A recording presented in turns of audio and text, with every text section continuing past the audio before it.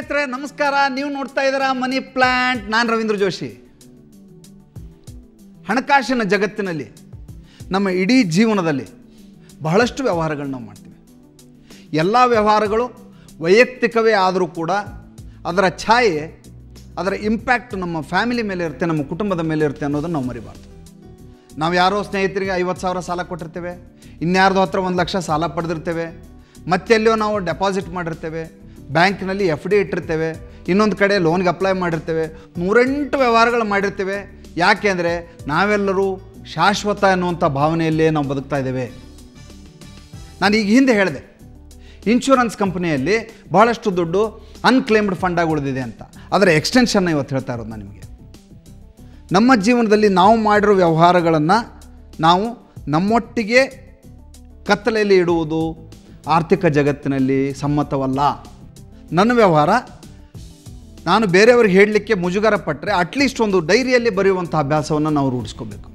ಇಲ್ಲದೆ ಹೋದರೆ ಆಕಸ್ಮಿಕವಾಗಿ ಜರುಗುವಂಥ ದುರ್ಘಟನೆಗಳಿಂದ, ಮರಣಗಳಿಂದ ನಮ್ಮ ಇಡೀ ಕುಟುಂಬ ಮೂರಾಬಟ್ಟೆ ಆಗುವಂಥ ಸಾಧ್ಯತೆ ಇರುತ್ತೆ. ಆದ್ದರಿಂದ ಜೀವನದಲ್ಲಿ ನಾವು ಮಾಡುವ ವ್ಯವಹಾರಗಳನ್ನು ನಾವು ಇತರರಿಗೆ ತಿಳಿಸ್ಬೇಕಂತ ಬಹಳ ಅಗತ್ಯ ಇದೆ.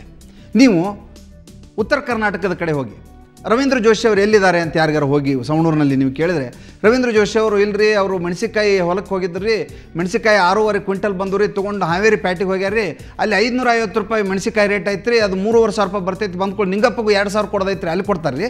ಆಮೇಲೆ ಬಾಜು ಮನೆಯವ್ರ ಕಡೆ 1,000 ರೂಪಾಯಿ ಸಾಲ ಇಸ್ಕೊಂಡಿದ್ರಂತೆ, ಅವ್ರು ಕೊಟ್ಟು ರಾತ್ರಿ ಮನೆಗೆ ಬರ್ತಾರೆ. ಇದನ್ನು ಯಾವನೋ 3ನೇ ವ್ಯಕ್ತಿ ಹೇಳ್ತಾನೆ. ಅಂದರೆ ನಮ್ಮ ಬದುಕು ಬಟಾಬೈಲಿಗೆ ಹಾಗೆ ಪಾರದರ್ಶಕವಾಗಿರುವಂಥ ಉತ್ತರ ಕರ್ನಾಟಕದ ಜೀವನ ಶೈಲಿಯನ್ನು ನಾವು ಗಮನಿಸಿದ್ದೇವೆ. ಹಾಗೆ ಅಂತ ಹಳೆ ಮೈಸೂರು ಪ್ರಾಂತ್ಯದವ್ರು ಮಾಡಲ್ಲ ಅಂತ ನಾನು ಹೇಳಲ್ಲ.